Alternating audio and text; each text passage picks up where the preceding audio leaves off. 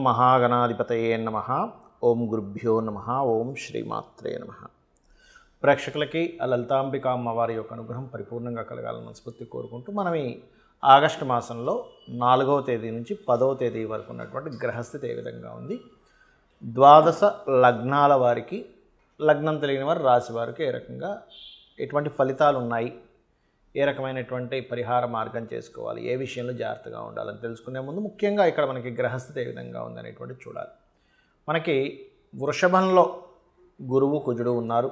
అదేవిధంగా కర్కాటక రాశిలో రవి, సింహరాశిలో బుధ శుక్రులు, కన్యారాశిలో కేతువు. అయితే ఈ చంద్రుడు మాత్రం మనకి దాదాపుగా కర్కాటక రాశి నుంచి కన్యారాశి వరకు సంచారం 4వ తేదీ నుంచి 10వ తేదీ వరకు. అదేవిధంగా 12లో రాహువు, లాభస్థానంలో కేతువు. ఈ యొక్క గ్రహస్థితిని అనుసరించి ద్వాదశ లగ్నాల వారికి లేదా ద్వాదశ రాశుల వారికి ఏ విధంగా ఉంది అనేటువంటి విషయాన్ని మనం ఒక్కొక్క లగ్నంగా తెలుసుకుందాం. కర్కాటక లగ్నము, కర్కాటక రాశి. మీకు పర్టికులర్గా 4, 5 తేదీలు మానసిక సంబంధించినటువంటి విషయంలో కొంత జాగ్రత్తగా ఉండండి. 6, 7 తేదీలు కాస్త మీకు ఫైనాన్షియల్ గ్రోత్ ఉంది.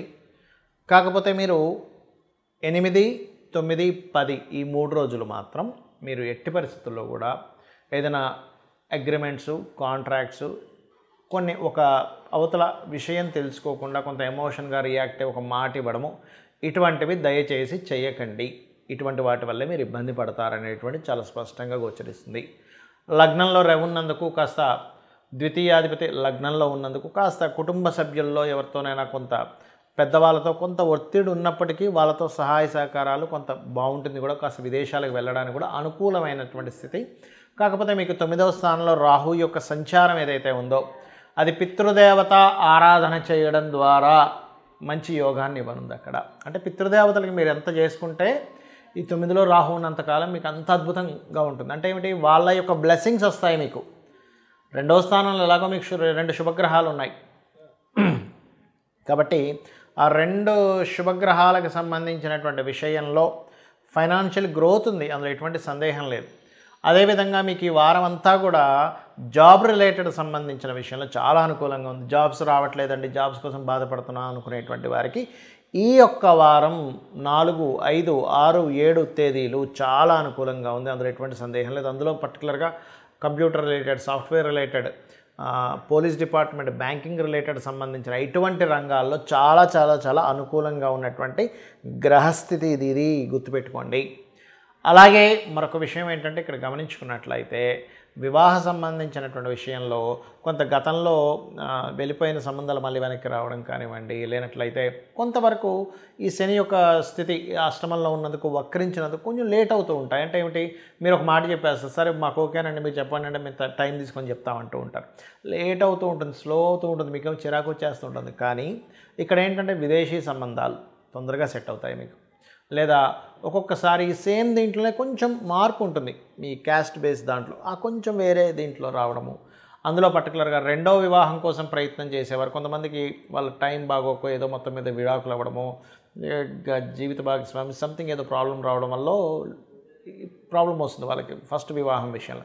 అటువంటి వారికి this is the right time మీరు 2nd వివాహం కోసం చేసుకోవడానికి. అలాగే ఉద్యోగ అవకాశాలు బ్రహ్మాండంగా ఉన్నాయని చెప్పుకున్నాము. కాకపోతే మీరు కాస్త ఇందాక నేను మొదట్లో చెప్పినట్టుగా 8, 9, 10 తేదీలు మాత్రం ఏదైనా అగ్రిమెంట్స్, కాంట్రాక్ట్స్ చేసేటప్పుడు కాస్త జాగ్రత్తగా చేయండి, అది ముఖ్యంగా మీరు తెలుసుకోండి. ఇక మీరు చేయవలసినటువంటి దేవతారాధన సుబ్రహ్మణ్యేశ్వర స్వామి, ఓం స్కందాయ నమః అని నామస్మరణ చేయండి. మీరు ఏదైనా మాట్లాడుతున్నామండి, కంపల్సరీ మాట్లాడాలి, కానీ మీరు 8, 9, 10 తేదీలు వద్దన్నారని అనుకునేటప్పుడు మీరు ఒక మాట గుర్తుపెట్టుకోండి, ఈ మంత్రం చేస్తూ ఉండండి. ఓం కర్పూర వీటికామోద సమాకర్ష దిగంతరాయై నమః. ఈ నామస్మరణ చేయండి, అన్ని విధాలా మీకు బాగుంటుంది.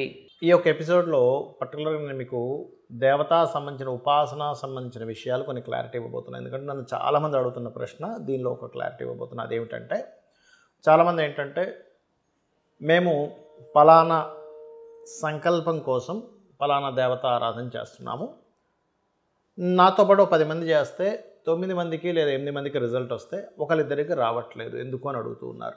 ఒకటే గుర్తుపెట్టుకోండి, ఇక్కడ ఏంటంటే మీరు గమనించండి, మనకి సైన్స్లో కూడా ఒక ట్యాబ్లెట్ ఉంది. ఆ ట్యాబ్లెట్ అందరికీ పనిచేస్తే కొంతమందికి పనిచేస్తుంది. టీటీ ఇంజెక్షన్ ఉంటుంది, అదేవిధంగా పోలియో డ్రాప్స్ ఉంటాయి. ఇట్లా ఎందుకండి మరి అందరికీ ఒకేలా పనిచేయాలి కదా, ఎందుకు పని చేయట్లేదు అంటే వాళ్ళ యొక్క శరీర తత్వం వేరుగా ఉంటుంది. ఒక ట్యాబ్లెట్ అంటే ఒక మెడిసిన్ ఏదైతే ఉంటుందో ఆ డ్రగ్ కొంతమందికి పనిచేస్తే ఒక 5% 2% 1% పీపుల్కి పనిచేయదు. ఎందుకు అంటే వాళ్ళ శరీరతత్వం దాన్ని తీసుకోదు. అలాగే మన పర్సనల్ చార్ట్లో కూడా ఒక ప్రాబ్లంకి ఒకటి అనుకున్నప్పుడు అది అందరికీ పనిచేసే విధంగా ఇంకొంతమందికి పనిచేయదు. అప్పుడు ఏం చేయాలంటే మీ పర్సనల్ చార్ట్లో చిన్న ఉదాహరణ చెప్తాను. ఉద్యోగం రావట్లేదు అన్నప్పుడు మనకి మెడికల్గా చూడండి, జ్వరం వచ్చింది అనుకోండి, మనం ఏం చేస్తాం, ఒక ట్యాబ్లెట్ తీసుకుని వేసేస్తాం. కానీ ఆ జ్వరం మలేరియా జ్వరం అన్నప్పుడు కొంచెం ట్యాబ్లెట్స్లో మార్పులు వస్తాయి. కాదండి డెంగ్యూ అంటండి అన్నప్పుడు ఏం చేస్తారు, నార్మల్ ట్యాబ్లెట్స్ కాకుండా లోపల దానికి సంబంధించిన వేరేది ఏదైతే ఉందో ఆ రకంగా ఎలా అయితే డాక్టర్ గారు మనకి మెడిసిన్స్ మారుస్తారో అలాగే మీ దశమ స్థానాధిపతి ఎవరో అని చూసుకోవాలి. ఉద్యోగం రావట్లేదు అంటే మీ 10th లార్డ్ ఎక్కడున్నాడు. ఒక్కొక్క లగ్నానికి సేమ్ మేషలగ్నంలో జన్మించిన 10th లార్డ్ శనైనా వాళ్ళకి వెళ్ళి కలిసేటువంటి గ్రహస్థితిని బట్టి వాళ్ళ కాంబినేషన్స్ మారిపోతూ ఉంటాయి. అంటే మీ 10th లార్డ్ ఎవరితో కలిసి ఉన్నారు. ఇక్కడ ఏంటంటే ఒక ప్లానెట్ వెళ్ళి ఏ ప్లానెట్స్తో కలిసింది అనే దాన్ని బట్టి ఇక్కడ చాలా విషయాలు వస్తాయి. ఎలాంటివి అంటే మీరు ఎటువంటి ఉద్యోగంలోకి వెళ్తే ఎదుగుతారు, పాయింట్ నెంబర్ 1. రెండవది, మీకు ఉద్యోగంలో ఇబ్బంది వచ్చినప్పుడు ఎటువంటి పరిహారం కానివ్వండి, నిర్ణయాలు కానివ్వండి తీసుకోవాలి, రెండో పాయింట్. మూడోది, ఇప్పుడు మీరు ఉద్యోగం మారచ్చా మారకూడదా, ఇప్పుడు తొందరపడి ఏమైనా మానేస్తున్నామా. చాలామంది చూడండి, అబ్బా నాకు చిరాకు వచ్చేసిందండి, నేను ఎంత కష్టపడుతున్నా సరే ఆఫీస్ వాళ్ళు నన్ను గుర్తించట్లేదు కాబట్టి నేను ఉద్యోగం మానేస్తా అని అనుకుంటాం. కానీ ఒక్కొక్కసారి అది రైట్ డెసిషన్ అవుతుంది, 100% రైట్ డెసిషన్ ఒక్కోసారి అవుతుంది, ఒక్కోసారి కంప్లీట్ రాంగ్ డెసిషన్ అవుతుంది. ఆ విషయాన్ని కూడా మీ యొక్క జాతకం చెప్తుంది. ఇది ఓన్లీ ఉద్యోగం కోసమే కాదు, ఇన్వెస్ట్మెంట్, ఇక్కడ ఇన్వెస్ట్మెంట్ చేయాలా వద్దా మీ పర్సనల్ చార్ట్ క్లియర్గా చెప్తుంది. అలాగే మీరు ఇప్పుడు విదేశాలకు వెళ్దాం అనుకుంటున్నారు, ఒక్కొక్కసారి ఏమవుతుంది, కొంతమందికి హడావిడిగా వెళ్ళిపోతారు, తీరపోతే అయ్యో ఎందుకు వచ్చాను, 3 లక్షలు ఖర్చు అయిపోయి మళ్ళీ వెనక్కి వస్తారు. Right time or wrong time అంటే ప్రతి జాతకము అద్భుతమైన జాతకమే, గుర్తుపెట్టుకోండి. ప్రతి జాతకం అద్భుతమైన జాతకమే. కాకపోతే ఆ అద్భుతం మీ జన్మజాతకంలో ఏ భావంతో కనెక్ట్ అయింది అనేటువంటి తెలుసుకోవాలి, గుర్తుపెట్టుకోండి. అది తెలుసుకున్నామా అద్భుతం, అది తెలుసుకోలేదా ఇబ్బంది పడుతూ ఉంటాం. అంటే ఎలాగా అంటే చెప్తాను చూడండి, చిన్న ఎగ్జాంపుల్ చెప్తాను. ఇక్కడ నుంచి మనం ఒక దగ్గరికి వెళ్ళాలి, తిరుపతికి వెళ్ళాలి, వెంకటేశ్వర స్వామిని దర్శనం చేసుకోవాలి, చాలా గొప్ప విషయం అది. అయితే వెళ్ళే రూట్ తెలిస్తే వెళ్తాం, వెళ్ళే రూటే తెలియదు, మనం ఏం చేస్తాం, అక్కడెక్కడే తిరుగుతూ ఉంటాం. రూట్ తెలిసింది, పలానా ట్రైను బస్సు పట్టుకోవాలి, తిరుపతి వెళ్ళాలి, అక్కడి నుంచి మళ్ళీ కొండపైకి వెళ్ళాలి, అక్కడి నుంచి మళ్ళీ అక్కడ కింద టికెట్ తీసుకోవాలి, అక్కడి నుంచి లైన్లో నిలబడాలి, వెళ్ళాలి, దర్శనం చేసుకొని రావాలి. This is the process. అసలు ఏ బస్సు వెళ్తుంది, ఏ ట్రైన్ వెళ్తుంది ఏమీ తెలియట్లేదు, తిరుపతి వెళ్ళిపోవాలనుకున్నాం. అప్పుడేంటి, మీ సంకల్ప బలంతో ఎవరినైనా అడిగితే కూడా తెలుస్తుంది కదా. అలాగే మీ పర్సనల్ చార్ట్లో మీరు పలానా గోల్ సాధించాలి అని అనుకున్నప్పుడు మీకు అవుతుంది. ఇప్పుడు చిన్న ఎగ్జాంపుల్ ఎలా అంటే, ఇప్పుడు మీరు ఇక్కడ నుంచి ఏదో దేశంకి వెళ్ళాలనుకుంటున్నారు, ఫ్లైట్ కాదు నేను సైకిల్ మీద వెళ్ళాలి అనుకుంటున్నాం, కుదరదు. బస్సులో వెళ్ళాలనుకుంటున్నాం, ఫ్లైటే ఎక్కాలి, అవునా. సముద్రం దాటాలంటే లేదా షిప్ ఎక్కాలి. అలాగే మీ గోల్కి ఏ గ్రహ బలం కావాలి, ఐఏఎస్ అవ్వాలనుకుంటున్నానండి, లేదంటే నేను గొప్ప బిజినెస్ మ్యాన్ అవ్వాలనుకుంటున్నాను, ఫస్ట్ యోగం ఉందా లేదా. ఒకవేళ బిజినెస్సే చేయాలనుకుంటున్నాం, దానికి బిజినెస్ యోగాన్ని సంపాదించడం ఎలా. మనకి పురాణాలు కానీ ఇతిహాసాలు కానీ అన్నీ ఏం చెప్తున్నాయంటే, చూడండి, ఒక మహర్షి, ఒక గొప్ప రాజు బ్రహ్మర్షిగా మారాడు, వినే ఉంటాం మనం. అంటే ఏమిటి, తపస్సుతో మనం ఏదైనా చేయొచ్చు. తపస్సు, తపన పడడము. తపన పడితే ఈ ప్రకృతి భగవంతుడు, ఈ ప్రకృతి అనేటువంటి భగవంతుడు అమ్మవారు ఏదైతుందో నీ తపనకి మెచ్చుకొని నీ జన్మజాతకంలో యోగం లేకపోయినా మీకు ఇస్తుంది. ఇది ట్రూ, నిజం అన్నమాట, సత్యం, నగ్న సత్యం అంటారు చూసారా, అంత సత్యం ఇది. అంటే ఏమిటి, మనం తపన పడాలి, 24 గంటలు అయితే తపన పడాలి. ఈ తపస్సులో మనకి పాత సినిమాల్లో చూపించినట్టుగా అదేదో మేనకాస్ వీళ్ళు ప్రత్యక్షంగానే అటు డైవర్ట్ అయిపోతాం. మన లైఫ్లో కూడా మనం ఒక గోల్ వైపు వెళ్తూ వెళ్తూ వెళ్తూ మధ్యలో ఏవో రాగానే అటు డైవర్ట్ అయిపోతాం మనం. ఆ డైవర్ట్ అయిపోవడమే మనకు మధ్యలో తపోభంగం జరుగుతూ ఉంటుంది. అలా మీ జన్మజాతకంలో ప్లానటరీ కాంబినేషన్స్ ఎట్లా ఉన్నాయి అదే మీ పర్సనల్ చార్ట్లో తెలుస్తుంది. మరి గోచారం ఏమిటండి, ఈ గోచారం ఈజ్ మీకు బయట ఉండే సిచ్యువేషన్స్ ఇప్పుడుండే ప్లానటరీ పొజిషన్స్ ఎంత బలంగా ఉన్నాయి, ఎంత బలహీనంగా ఉన్నాయి.